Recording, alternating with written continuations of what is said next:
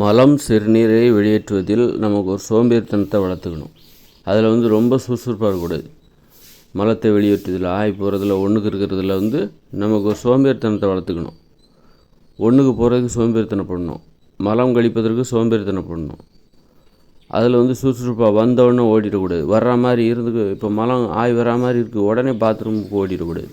ஒன்றுக்கு வரா மாதிரி இருக்குது, பாத்ரூமுக்கு ஓடிடக்கூடாது. ரொம்ப சுறுசுறுப்பாக அந்த விஷயத்தில் இருக்கக்கூடாது. அதில் ஒரு சோம்பேறித்தனத்தை வளர்த்துக்கணும்.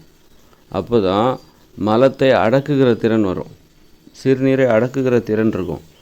நைட் நல்லா தூங்கிட்டு இருப்பீங்க, அந்த நேரத்தில் நீங்கள் உங்களுக்கு சிறுநீர் வரா மாதிரி இருக்கும். எந்திச்சி பாத்ரூமுக்கு தூக்கத்தில் நீங்கள் எழுந்திரிச்சு திரும்ப பாத்ரூமுக்கு போயிட்டு திரும்ப நீங்கள் படுத்திங்கன்னா உங்களுக்கு தூக்கம் கலைஞ்சி போயிடும், நல்லா தூங்க முடியாது. அதனால் என்ன பண்ணணும், நைட்டெல்லாம் ஒன்றுக்கு இருக்கிற மாதிரியான உணர்வே உங்களுக்கு வரக்கூடாது. அந்த அளவுக்கு சோம்பேறியாக இருக்கணும். அதுக்காக படுக்கையில் ஒன்றுக்கு போயிடக்கூடாது. பாத்ரூமில் போய் ஒன்றுக்கு இருக்கிற சோம்பேறித்தனப்பட்டுட்டு படுக்கையில் ஒன்றுக்கு போயிடக்கூடாது.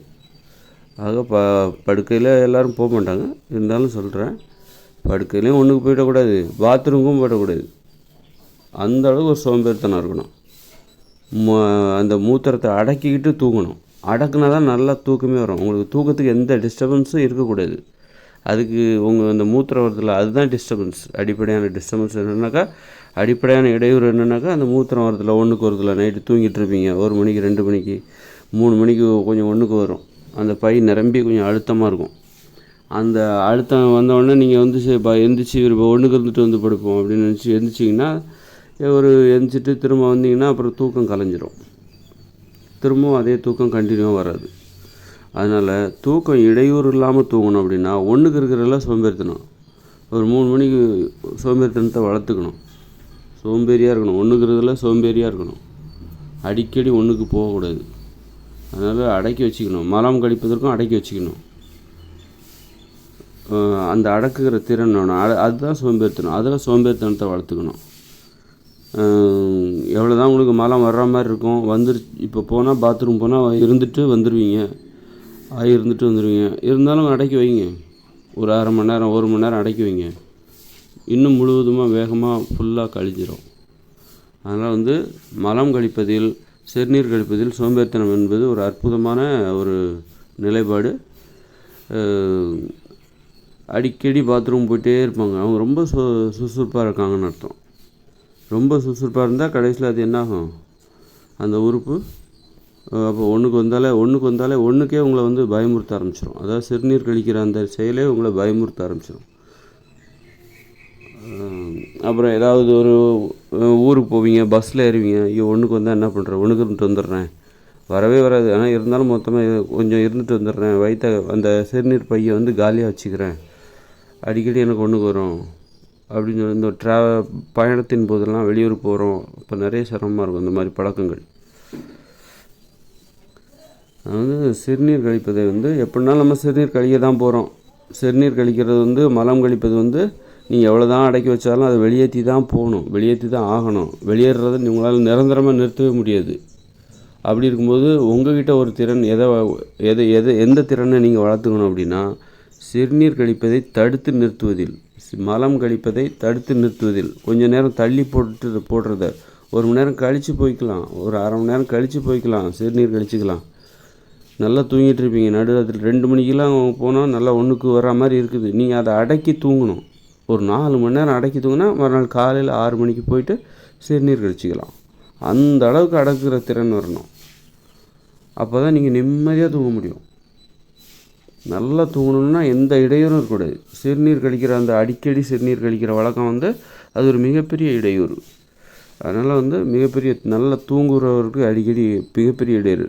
அடிக்கடி சிறுநீர் கழிக்கிறவங்க நைட்டு அடிக்கடி போயிட்டு சிறுநீர் கழிச்சிட்ருப்பாங்க, அவங்களுக்கு நல்லா தூக்கமே வராது. அவங்க என்ன பண்ணுவாங்க, அதிகாலையில் எல்லாம் எந்திரிச்சிக்கிட்டே மாட்டாங்க. ஏன்னா அவங்களுக்கு நல்லா தூக்கம் வரலையே. நல்லா தூங்குறவங்களால தான் அதிகாலையில் எந்திரிக்க முடியும். இந்த மாதிரி அடிக்கடி சிறுநீர் கழிக்கிறவங்க நைட்டு 2-3 வாட்டி சிறுநீர் கழிச்சிட்டு வருவாங்க. ஒரு வாட்டி கழித்தா கூட உங்களுக்கு தூக்கம் கலைஞ்சி போயிடும். 2 வாட்டி கழித்தா அவ்வளோதான். நைட்டெலாம் இரவு நேரத்தில் 2 வாட்டி நீங்கள் சிறுநீர் கழிக்கிற வழக்கம் உங்கள்கிட்ட இருக்கா, உங்களுக்கு தூக்கம் நைட்டு அவ்வளோதான். நைட்டு உங்களுக்கு வராது. அதனால் வந்து எப்போவும் இரவு நேரத்தில் சிறுநீர் கழிக்கின்ற வழக்கம் இல்லை, எனக்கு நல்லா தான் வருது, நான் 2 வாட்டி கழிச்சிட்டு வருவேனே அப்படின்னு நீங்கள் சொன்னீங்கன்னா ஃப்யூச்சரில் வராது, எதிர்காலத்தில் உங்களுக்கு வராமல் போகும், தூக்கம் வராது. இந்த 2 வாட்டி சிறுநீர் கழிக்கிற அந்த வழக்கம் வந்து எதிர்காலத்தில் ஒரு 3 வாட்டியாக மாறும். அவ்வளோதான். அப்புறம் பகல்லையும் அடிக்கடி பாத்ரூமுக்கு போயிட்டே இருப்பீங்க, சிறுநீர் அடிக்கடி வரா மாதிரி இருக்கும், பாத்ரூம் போயிட்டே இருப்பீங்க. அதனால் எப்போவுமே சிறுநீர் கழிப்பதில், மலம் கழிப்பதில் ஒரு சோம்பேறித்தனத்தை வளர்த்து கொள்ளுங்கள். அதுதான் உங்களுக்கு நல்லது, ஆரோக்கியத்திற்கு வழிவகுக்கும். அதனால் உடம்புல எந்த குறைபாடும் வராது. அடக்கி ஆளுகிற திறன் வேணும். சிறுநீர் கழிக்கின்ற அந்த செயலை, கழிவு நீக்க அந்த செயலை அடக்கி ஆளுகின்ற அந்த திறன் நமக்கு வேணும்.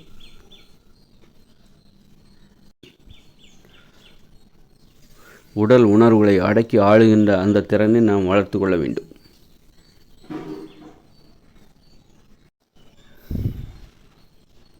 சோம்பேறித்தனம் அப்படிங்கிறது வந்து ஒரு வகையில் பொறுமை. அது பொறுத்துக்கலாம், எங்கே போயிட போகுது இந்த சிறுநீர், அவசரப்பட்டு ஓடி அதை வெளியேற்றி அது வந்துக்கிட்டே தான் இருக்க போகுது, அதுக்கு பொறுமையாக வெளியேற்றிக்கலாம். ஏன் அவசரப்படணும்?